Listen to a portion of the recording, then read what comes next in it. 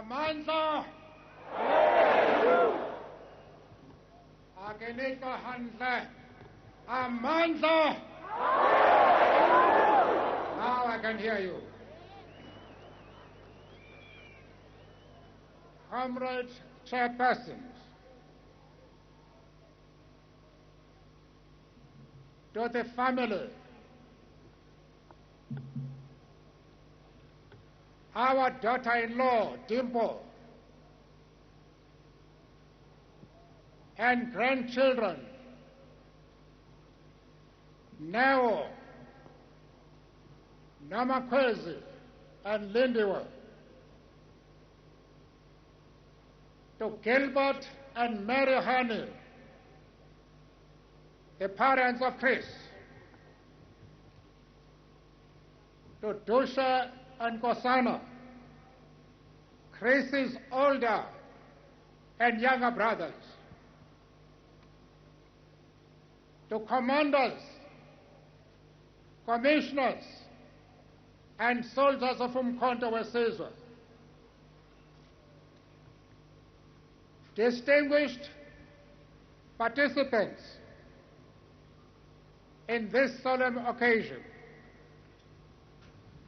to the tens of thousands of you, both here in the stadium,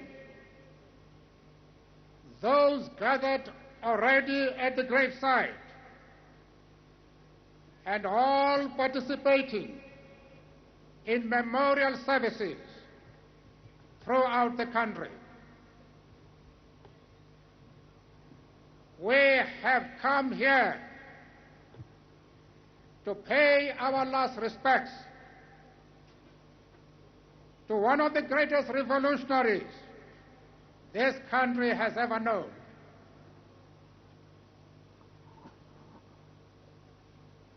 I ask you all to rise for a moment's silence in tribute to his memory. Even as we do so, let us also remember those who have died in the last few days and hours here at FNB, at Sebokeng, Vanderbijl Park, and elsewhere during these days of mourning.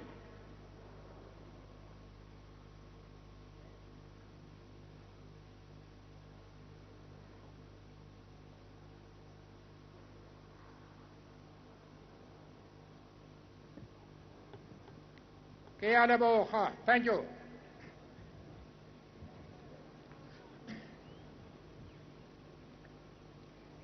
Sabalele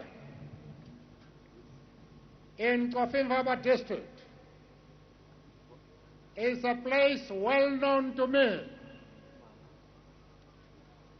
not for its beauty, but for its harshness. No running water, no electricity, no decent housing, inadequate health care, legal formal education. Yet this small, virtually unknown village produced a Chris Hani, whose life shook the whole country and impacted on the world stage. Chris Hani's passion for justice, for addressing the problems that plague the rural poor, were rooted in his childhood in Sabalele. His roots were so deep, so true, that he never lost them. Through decades of exile, Chris Hani remained steadfast in his commitment to free our people from slavery. Fated in many capitals of the world, he never succumbed to the glamour and glitter that was offered him. He was taken to our hearts as a people, as a nation, because he lived so that we may be free. Chris Hani touched at the very heart of millions of us because he knew our pain and eased it by giving us hope, giving us courage, giving us a way forward.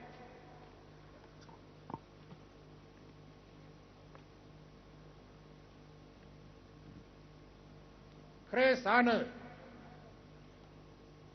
o ne a rata bophelo ebile a rata go phela fela o ne a rata tokologo le go feta. Chris Hani o ne a rata batho ba rona, lekgotla la rona, setšhaba sa rona sa Afrika Borwa. Ka baka la lerato leo o bolailwe jaaka phoofolo.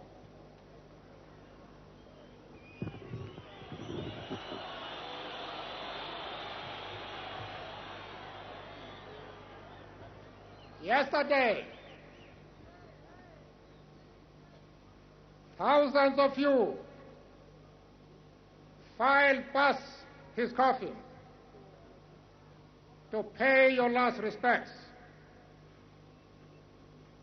Like me, I am sure that upon leaving, you had difficulty holding back the tears.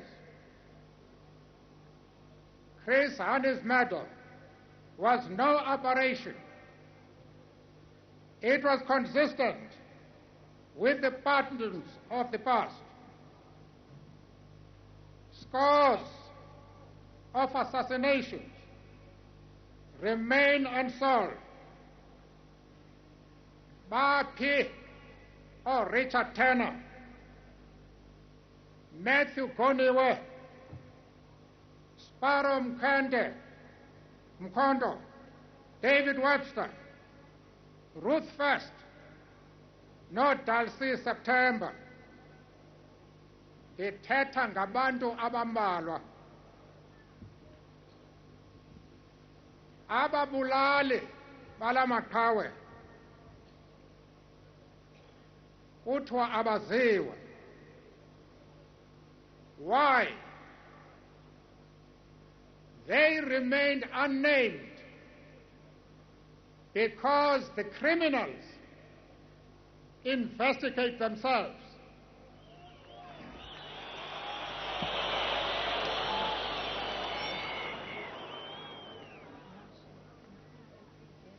Kodwa ngokubulala uChris Hani, izigebenga abagwinti benze imposiso engumangaliso.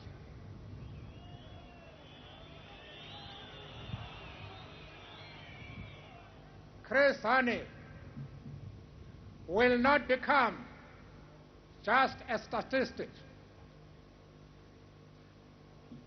The regime has announced the arrest of a leading member of the Conservative Party, Clive W. Lewis, in connection with this matter.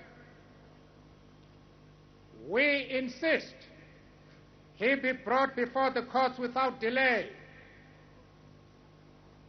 We insist, we demand to know what he did, who he worked with, and above all, we demand justice.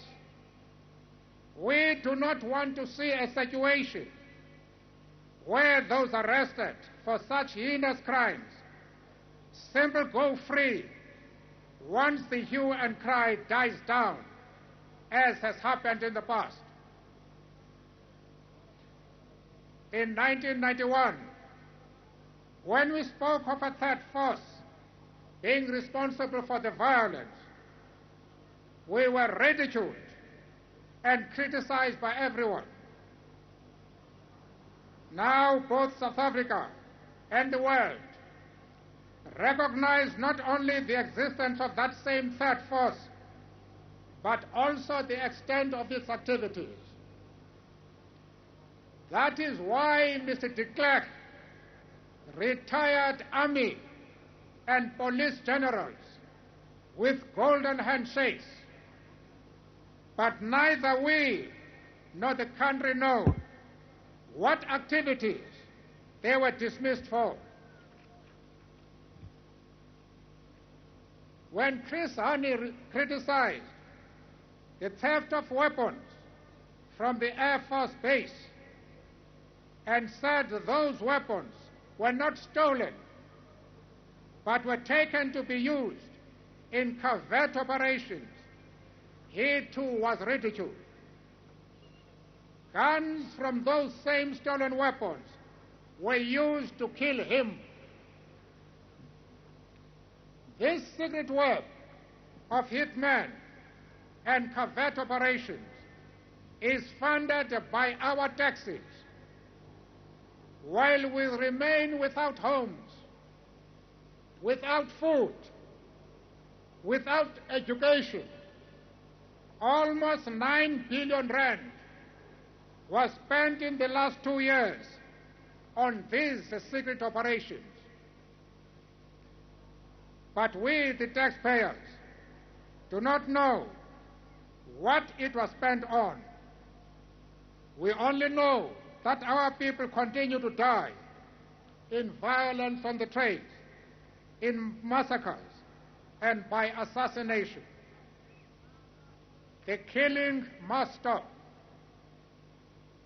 A major initiative that Chris Hani proposed shortly before his death was that peace brigades be established under the National Peace Accord. Let us pay tribute to his memory by forming such peace brigades throughout the country. Let them be part of the reconstruction of our country, ravaged by the war waged against us over 45 years of apartheid rule. Let Chris Hani live on through all of us. To the Hani family, you have suffered a loss that no amount of tears can replace. The ANC and South African Communist Party have lost a giant of struggle. But perhaps the greatest loss is to South Africa as a whole. Now and in the future, for our country has been deprived of the wisdom, courage, and insight that was unique to Chris Hani. I would also like to address a final word to Chris himself. Comrade, friend and confidant, we work together in the National Executive Committee of the ANC. We had vigorous debates and an intense exchange of ideas. You were completely unafraid. No task was too small for you to perform.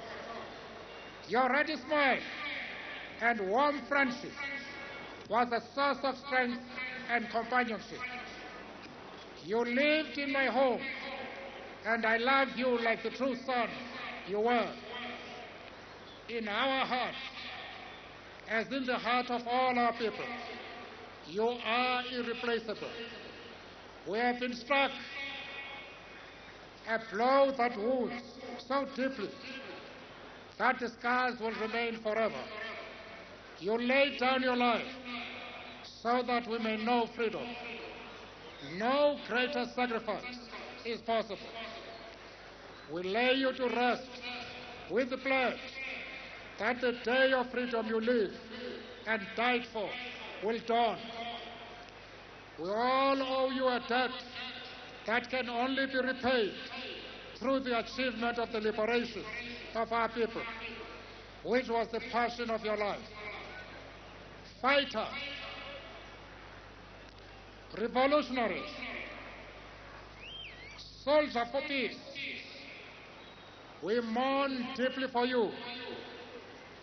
You will remain in our hearts forever. Amandla, Matla.